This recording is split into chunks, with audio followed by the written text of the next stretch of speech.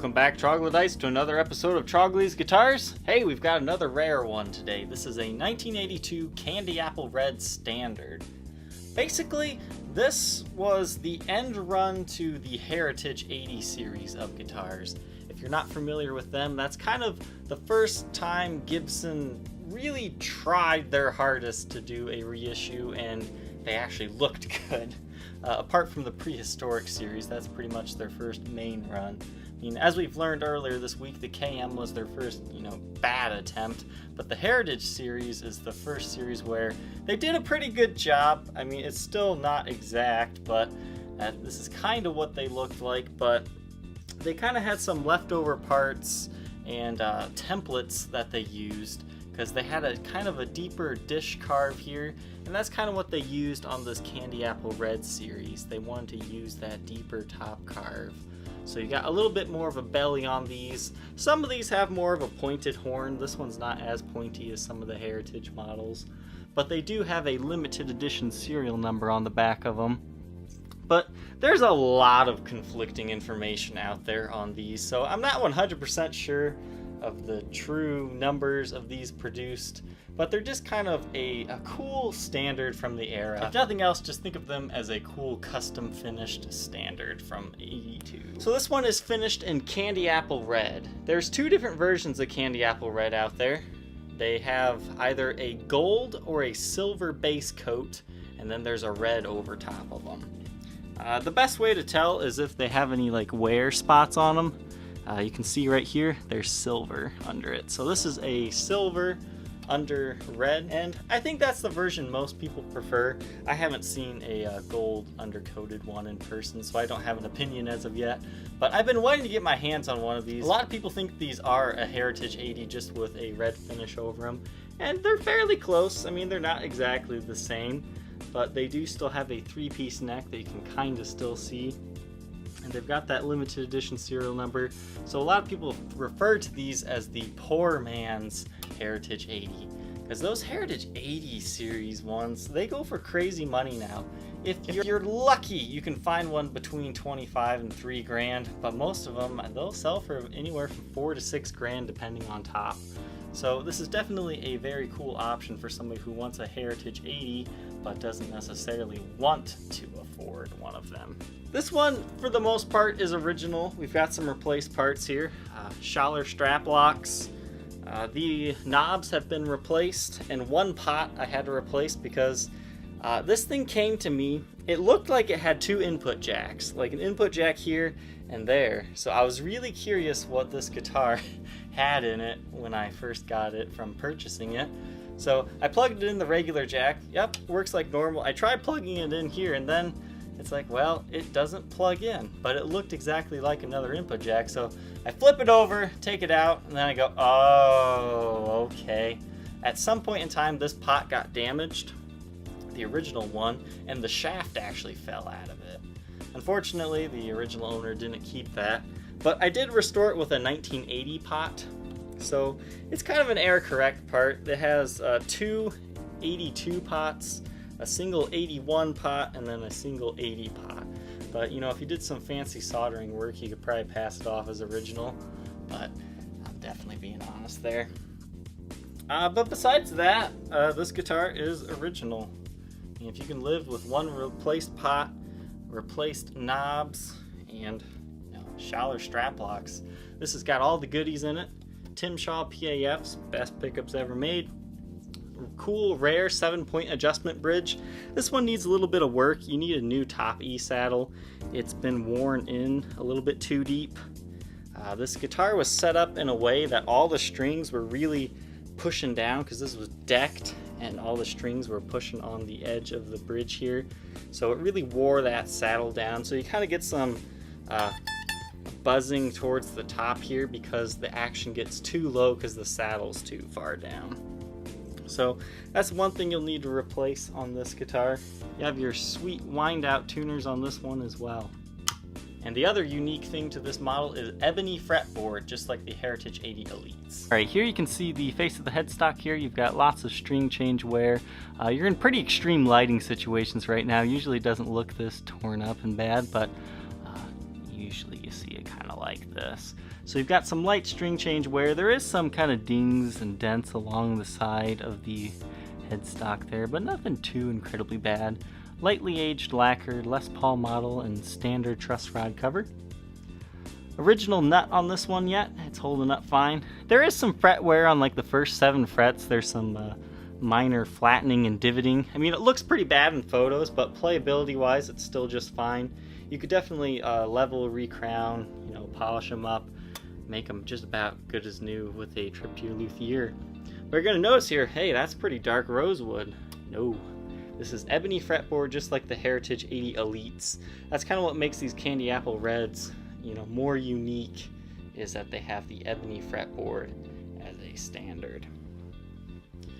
The body of the guitar is in pretty good shape. I mean, you've got some light impression marks up here. I'm not sure if I caused that or not. It was kind of laying on my workbench, and I lifted it up and I saw it. It's like, did I cause that? I don't remember seeing that before. I'm not 100% sure. But here you can see some polishing marks and scratches. You've got a little ding there. But, I mean, it's just a player's guitar. I mean, it's kind of nice that this one's not in mint condition, because then I don't have to charge, you know, nearly $4,500 for it. But up here you can kind of see that long impression line there. It doesn't break the finish or anything, but it is there. Once again, the knobs have been replaced to golden speed knobs. This would have originally had a reissue style. I do have some of those in my parts drawer, because they're the same knobs that Spotlight Specials have, but you'd have to have some pretty good money to pry those from me, because I think I paid $200 for a set once. But yep, you got some wear on the top, but overall it maintains a clean appearance. There's lots of gold hardware tarnishing here. We'll get a close-up of that. Once again, you do need to replace that saddle, the top E saddle on the bridge, or you could just replace the whole bridge, get a new tailpiece and make it look more gold-like. But you can see the Tim Shaws do also have some tarnishing to the gold hardware. Original pick guard and everything though, so this one is good to go on the top. Back of the headstock here, the serial number is 83542504, which means this is not Kalamazoo made, it is Nashville made, the 4th one of that day. It's a very, very late 82, almost 83, and the limited edition serial number is 398. There's a lot of conflicting information out there. Some people say there are 250 of these made, some say there's 300. Well, this one's almost at 400, so, you know, leave that as you will. Yes, it is a limited edition series, but there's quite a few out there. However, they are very special, and you do command quite a premium because they have this really unique finish. It's slightly sparkly, but not overly sparkly. You've got a small little ding right here where the volute would be, but no breaks, cracks, or repairs. You can see my handling marks, sorry about that. But definitely a nice 60s neck profile. There's no missing finish on the back of the neck. It's actually in pretty good shape, but you can kind of see the silver undercoat finish along the binding. It's not because it's worn away, because you can see where the binding truly ends, kind of in this area. There is a little bit of silver kind of coming through, but it's not like, you know, the whole back of the neck is silver again. But you can kind of see a small little area of that right there too. But for the most part, the finish is 99% intact on the neck. Up here by the heel, you can see a small little ding in the finish right there. But this one's not too badly chewed up on the back. You've got a little bit of buckle worming and rash, but overall, nothing too bad. It's mainly edge wear on this one, but we'll kind of show you all the light worming and all that. I mean, that one spot right here in the middle is probably the worst of it. Run you along the edges here. You can see there is some edge wear where the finish is revealing the silver undercoat there. And some more there. And on the bottom. So it's definitely been a player its whole life, but I would say it's been well respected. I mean, you've got some light, you know, wear through the finish there, but you don't see that. That's where it rests against your leg if you're sitting down. So overall, I mean, this is a really cool guitar.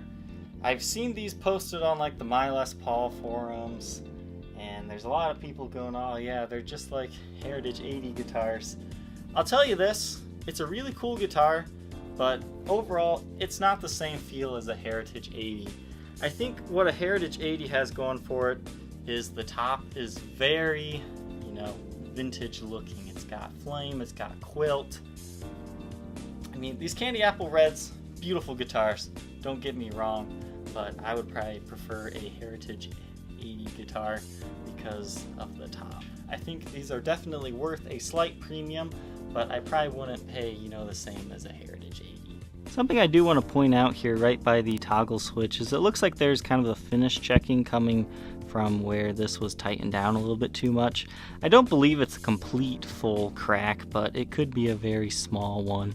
I don't think it'll spread any further, but it is there under very close inspection. Take a look at the face of the headstock here. Everything looking good under black light. You can see once again the edge wear I was talking about though. Take a look at the front of the body. You can kind of see that finish check / crack there a little bit better. But there's nothing too much else to really go over on the top here. You can see you've got some light clear coat wear in a few places, and the knobs obviously are non-original now. But nothing too much to note. Back of the headstock, you can kind of see some of the more of the wear and tear. Just some light edge wear really. Here's your 2 serial numbers there. Your light ding on the neck, but no breaks, cracks, or repairs. Now under black light you can see some light clear coat wear, but it hasn't, broken through the red finish yet. I really didn't even detect that in normal lighting. Here, I'll shut this off real quick. You can see, you don't see any of that. But under black light, it is there. Back of the guitar here, everything's looking good as well. We've got some light lines. Those aren't touch-ups or anything. It's just kind of, it looks like something was laying in the case with it right there. The side's good. You can see you have some finish checking there, but overall nothing too bad. You got the edge wear there once again.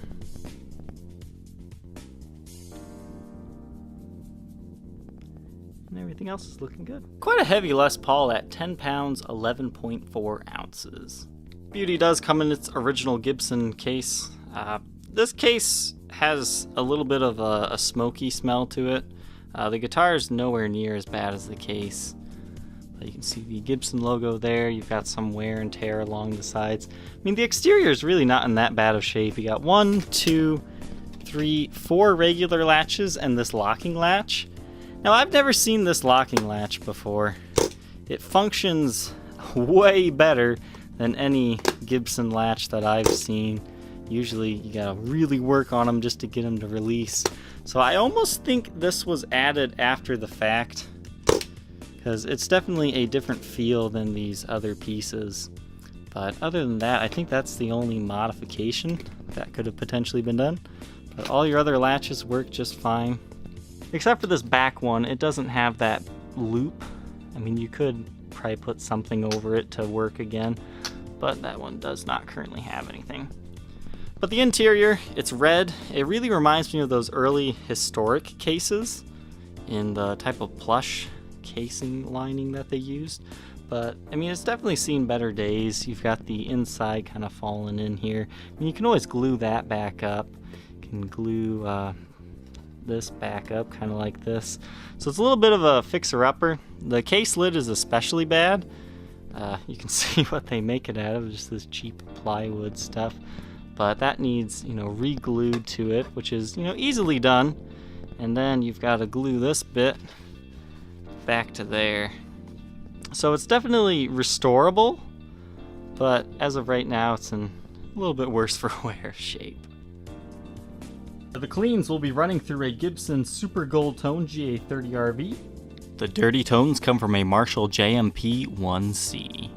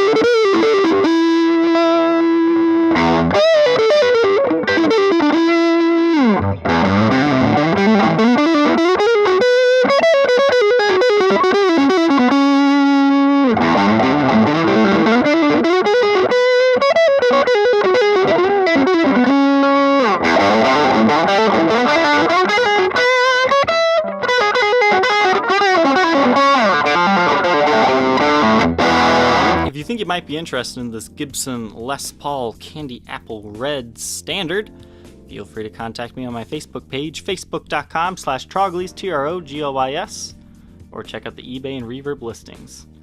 Alright, Troglodytes, I hope you enjoyed. Don't forget to like, comment, and subscribe. Take care.